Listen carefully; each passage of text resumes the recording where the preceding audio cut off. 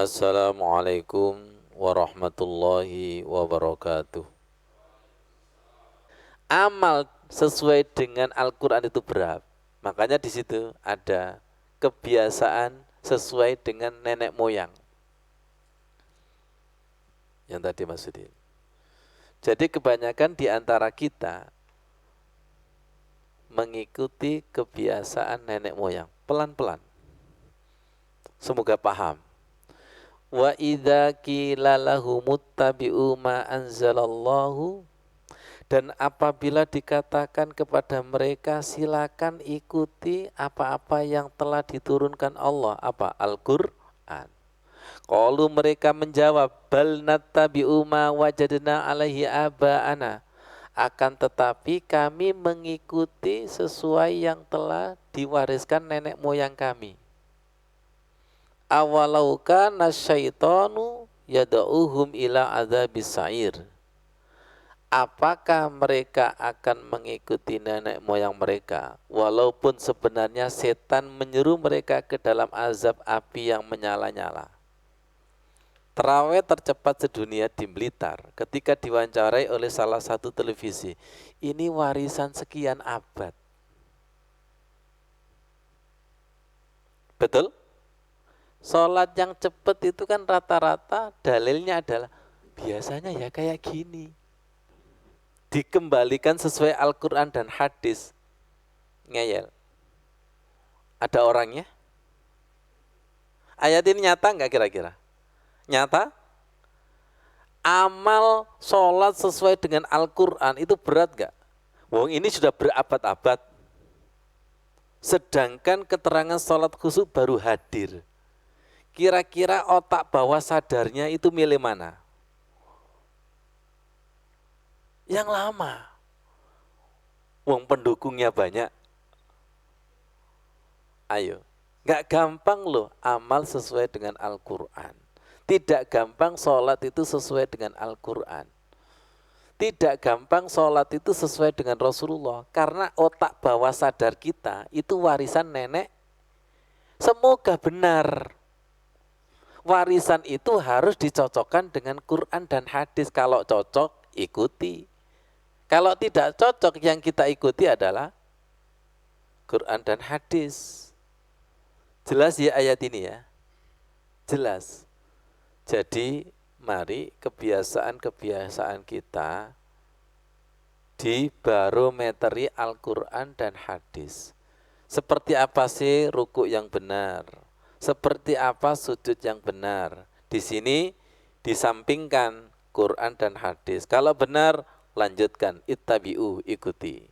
Kalau nggak benar, ya sempurnakan. Sama, ibadah haji juga nggak boleh taklid buta, nggak boleh ikut-ikutan. Harus ada dalilnya Quran dan hadis. Wukuf yang benar itu seperti apa?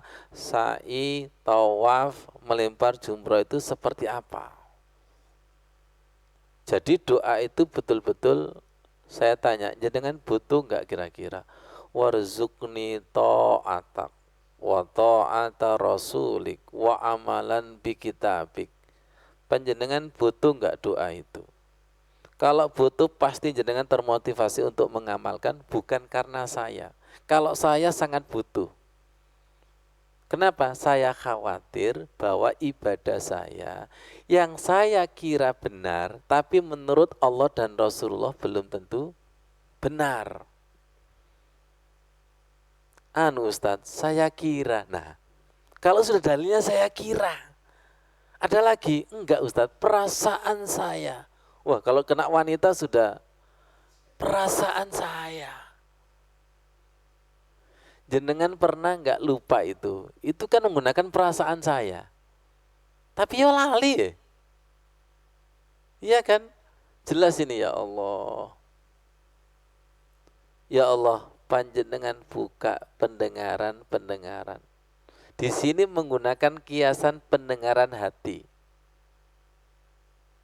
Kenapa? Nanti ada ayat tentang najwa. Najwa itu bisikan. Bisikan. Nah, hati kita itu bisikannya kan sering yuwaswisu fi sudurinas fa'alhamaha fujuraha. fujurnya ini yang sekian tahun, tapi takwanya ini yang nggak dapat. Ada hamba Allah itu, saya ini Ustadz sudah sholat sekian tahun tapi ilham fujurnya kok tambah. Ya salah. Kenapa? Karena ilham fujur itu pasti hatinya kotor. Kalau hatinya bersih pasti takwa. Fa'alhamaha fujuraha wa taqwaha. Nah, ketika yuwaswisu fi sudurinas itu boleh disebut padangnya hati. Gak bisa, petengnya hati. Ini kuntu minaz zalimin. Orang sholat, kemudian pikirannya kemana-mana, itu boleh disebut padangnya hati. Belum, petengnya hati. Karena sholatnya dikendalikan oleh pikiran, oleh bisikan, provokasi-provokasi setan itu loh. Itu yang minta dibuka sama Allah, minta dilindungi sama Allah. Kalau tidak mendapatkan pelindungan, tidak akan bisa padangnya hati. Perlu dibersihkan itu, perlu dibersihkan. Ketika ini dibersihkan, insya Allah wa'allamnahu min ladunna ilma. Ilmu langsung dari sisinya Allah. Kalau kita kan ilmu langsung dari sisikan bisikan setan. Dibersihkan dulu. Qad aflaha man zakkaha. Bapak-bapak disuruh pakai kain ihram warnanya putih, itu kan simbol dibersihkan. Tidak boleh pakai baju berjahit karena jahitan itu yang akan menggandoli mi'raj kepada Allah. Yang akan menarik, dibersihkan sebersih-bersihnya. Allahumma sholli ala Sayyidina Muhammad. Tunjukkan maksudin tahallul. Ketika orang tahallul, yang dipotong itu apa? Rambut. Simbol lagi itu. Kenapa kok yang dipotong itu rambut? Terutama ibu-ibu, rambut itu mahkota. Betul? Betul Bu Edi? Kapan ibu-ibu itu mau jilbaban? Ketika pote. Betul Bu Edi? Ini kalau masih bagus, eman Ustaz. Iya Pak Soleh. Betul gak ini? Ini mahkota ini, mahkota ini. Berani jenengan megang kepalanya jenderal, rambut itu mahkota dan kepala itu kehormatan. Silakan pegang anggota lain, tapi jangan pegang. Berani sampean megang kepala gitu kan, kepala itu. Betul. Kepala, rambut itu adalah tempatnya kehormatan. Tapi lihat ketika sujud, gak ada yang terhormat kecuali subhana rabbiyal a'la. Ketika selesai ibadah haji apa? Tahallul. Potong ini. Potong. Bukan rambut yang dipotong, tapi kesombongan-kesombongan yang ada di kepala itu loh yang dipotong. Dengan nama Allah. Bismillah Allahu Akbar. Lihat bupati dan pejabat rata-rata kan ada topi kebesaran. Pak Soleh topi kebesaran, ya boleh murah. Pak Soleh, ya kan? Bintang itu di mana? Kadang di pundak, kadang di kepala. Miss Universe di mana? Miss Universe mahkotanya itu di kepala. Coba ketika sujud direndahkan serendah-rendahnya. Karena yang punya kemuliaan kedudukan fa innal izzata lillahi jami'a. Yang punya itu Allah. Dipotong ini, dipotong itu. Harapannya apa? Setelah ibadah haji, setelah sujud itu tunduk. Karena semuanya itu miliknya Allah. Innal hamda wan ni'mata laka wal mulk. Ini la syarika lak. Jadi di daerah kepala ini yang sering menjadikan la syarikalak. La syarikalak. Silakan panjenengan itu sandalnya baru. Kira-kira sholatnya bisa lama enggak? Ibu-ibu jilbabnya itu bagus sutra. Iku melakukan doang-doang gini, Pak. Kenapa? Ternyata ada tendensi biar dilihat orang. Apalagi kalau brosnya gede gitu begitu, wah tambah nguning ini tuh. Ya Allah. Ibu-ibu sekarang itu kalau jilbab 1 nggak cukup, jilbab 7 kayak pemancar Telkomsel gitu. Ya Allah, innal hamda wan ni'mata laka wal mulk. Jadi melepaskan kemelekatan ini loh, yang berat dan betul-betul berat. Kira-kira kemelekatan ini bisa nggak dilepaskan setahun sekali atau seumur hidup sekali dengan haji? Nggak bisa. Bisa nggak kemelekatan ini disembelih, dilepaskan hanya ketika Idul Adha? Nggak bisa. Kalau sekedar seremonial haji setahun sekali bisa. Wong kemelekatan kesombongan itu kadang bisa kita lepas, kadang datang lagi. Betul nggak? Kapan sih jenengan tawadhu itu? Tanggal tuwek. Itu tanggal muda, sudah. Seperti itu. Memang seremonialnya Idul Adha 1 tahun sekali. Tapi fasolli li rabbika wanhar, yang namanya sholat itu setiap saat. Makanya pengorbanan yang hakiki adalah, Pak Parman, sholat. Bukan menyembelih binatang. Oh jenengan, kalau misalnya ada syariat setiap hari suruh nyembelih binatang, berat apa berat? Berat. Disuruh sholat 5 waktu, berat apa berat? Ya memang aliran berat semua. Sudah diringankan masih. Fasolli li rabbika wanhar. Kalau tahallul, ya ketika umroh dan haji. Betul Bu Anis? Ya, Bu Umi. Tapi ketika sujud, ya setiap hari kita sujudkan. Makanya sujud itu berkali-kali. Ketika sujud pertama, nggak mungkin bisa mengikis habis kesombongan kita 100%, itu nggak mungkin. Apalagi kalau sujudnya terlalu cepat, bisa nggak menanggalkan kesombongan-kesombongan yang sudah mendarah daging itu? Nggak bisa itu. Makanya kemarin doa sujud tilawah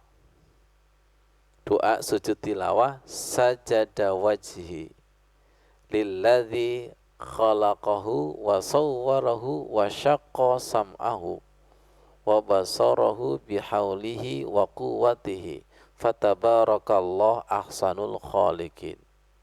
Aku sujudkan wajahku kepada Sang Pencipta.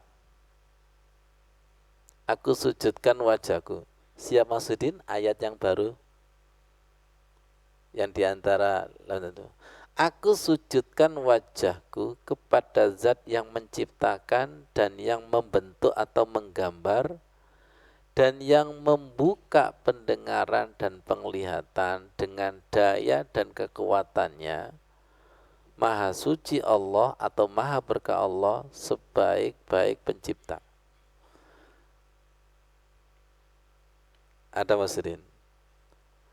Siapa yang pasrah, memasrahkan dengan mukanya itu kepada Allah, berarti itu ikatan yang sangat kuat.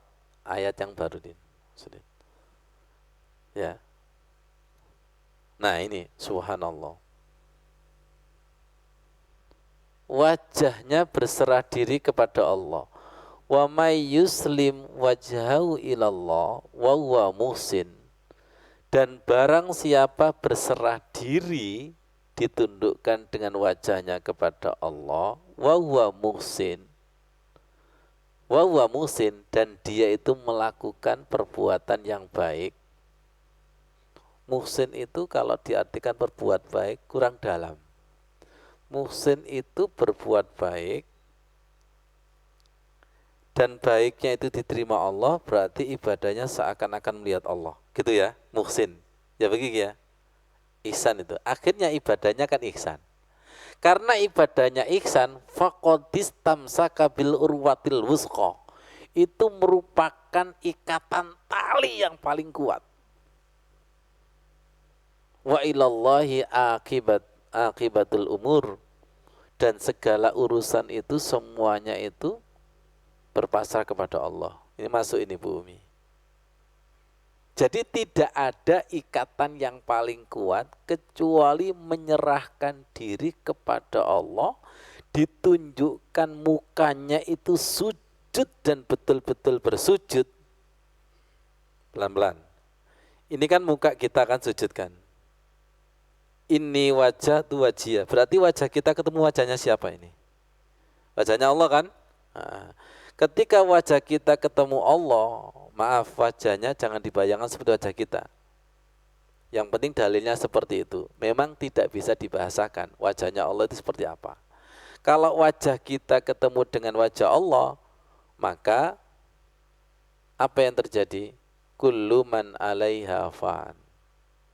Wajah kita itu fana, tidak ada. Wa yabqa wajhu rabbika. Pak Soleh, jangan tanya. Jangan tanya Nabi Musa nanti. Gak lulus nanti. Kecuali praktek sendiri, wajah kita itu betul-betul ditaruh di tanah, membumi, menjadi bumi. Kalau sudah menjadi bumi berarti kita tidak ada, yang ada adalah lilladzi fataros, sang pencipta, sang punya wajah. Kullu man 'alaiha fan. Semuanya itu fana, yang ada wa yabqa wajhu rabbika zul jalali wal ikram. Nah, kok di akhir tadi, nah ini dalam keadaan sujud ini banyak ayat ini, wujuhu yauma idzin khasifah. Banyak muka pada hari itu tunduk ya ketika sujud. Wujuhu yauma idzin musfirah, wajahnya itu berseri-seri ya nanti dampak daripada sujud.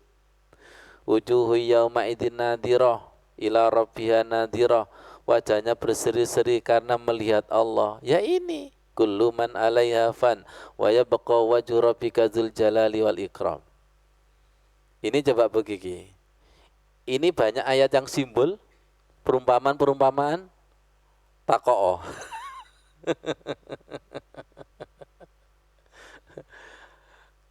Akhirnya nggak berani tanya.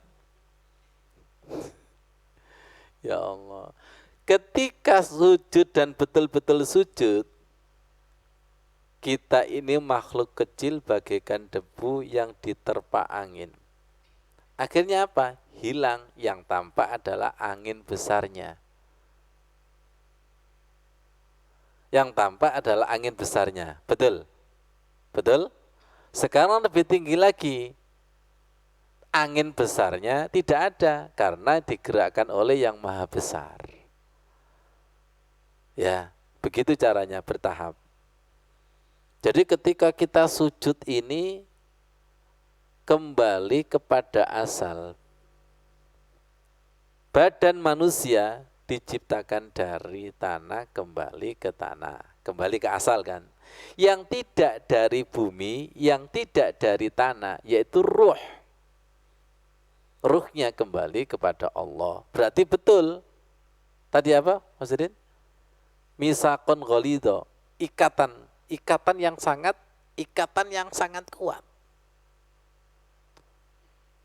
Kalau sujudnya itu sudah ada ikatan yang sangat kuat, kira-kira mau bangkit enggak?